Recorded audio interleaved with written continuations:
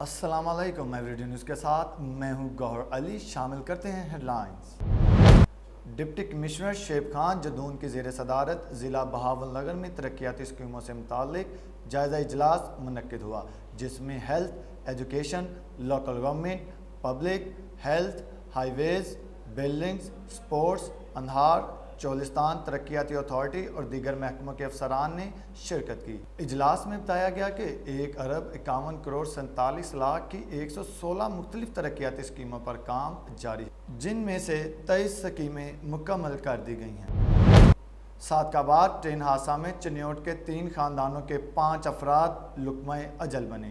14 سالہ حسینہ کی نماز جنازہ فتح العلوم میں ادا کی گئی۔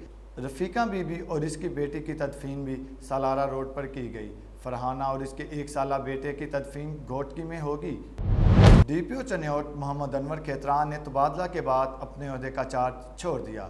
چارج چھوڑنے سے قبل ڈی پی او آفس میں الوداعی ملاقات کے دوران خطاب ان کا کہنا تھا کہ چنیوٹ میں تعیناتی کے دوران لوگوں کی جان و مال کی حفاظت کو اولین ترجیح سمجھا اور عوام کی خدمت کر کے بہت خوشی ہوئی۔ انہوں نے تمام پولیس افسران، سیاسی شخصیات اور صحافیوں کا شکریہ ادا کیا جو ان کی تعیناتی کے دوران تعاون میں رہے۔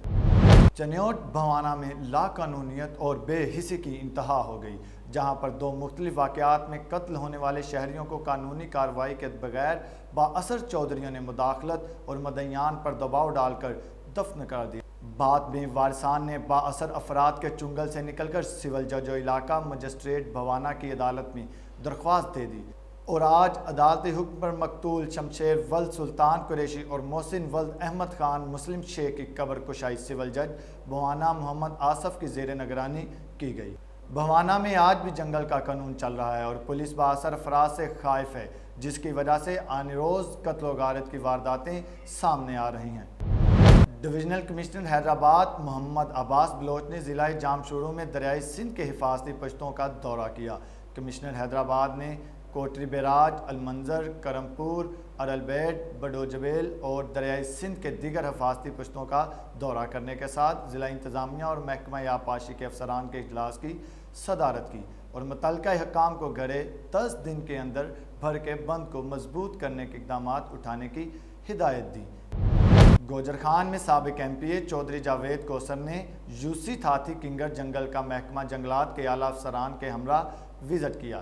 جنگل میں درختوں کی کٹائی پر سخت اظہار برہمی کی اور اس موقع پر چیئرمین یوسی تھاتھی چودھری مصدق، چودھری مرتضیٰ، ملک نواز، سٹی صدر، پاکستان تحریک انصاف گوجر خان، شہزادہ خان اور اہل علاقہ بھی کثیر تعداد میں موجود تھے۔ مرکزی انجمن تاجران ہارون آباد کی زیر انتظام نجی ہال میں اہم اجلاس منعقد ہوا، جس میں شہر بھر کی تمام تنظیموں کے عہدیداران نے شرکت کی۔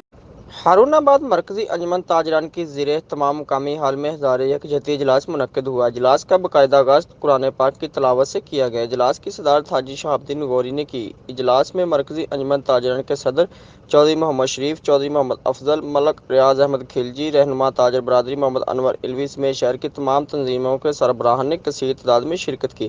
اجلاس میں آل پاکستان انجمن تاجران ہارون آباد کے صدر حافظ عمیر یاسین نے خطاب کرتے ہوئے کہا کہ حکومت کی طرف سے لگائے گئے مختلف ٹیکس جن کا نشانہ بس غریب آدمی کو ہی بنایا گیا ہے، ہم تمام بے جا ٹیکسوں کا مکمل بائیکاٹ کرتے ہیں اور حکومت وقت سے مطالبہ کرتے ہیں کہ غریب مکاؤ پالیسی کے بجائے غریب بچاؤ پالیسی پر عمل پیرا ہوں۔ کیمرہ ٹیم کے ساتھ ارشد علی غوری، ہارون آباد۔ یہ تھی اب تک کی ہیڈ لائنز۔ مزید خبریں جاننے کے لیے دیکھتے رہیے everydaynews.pk۔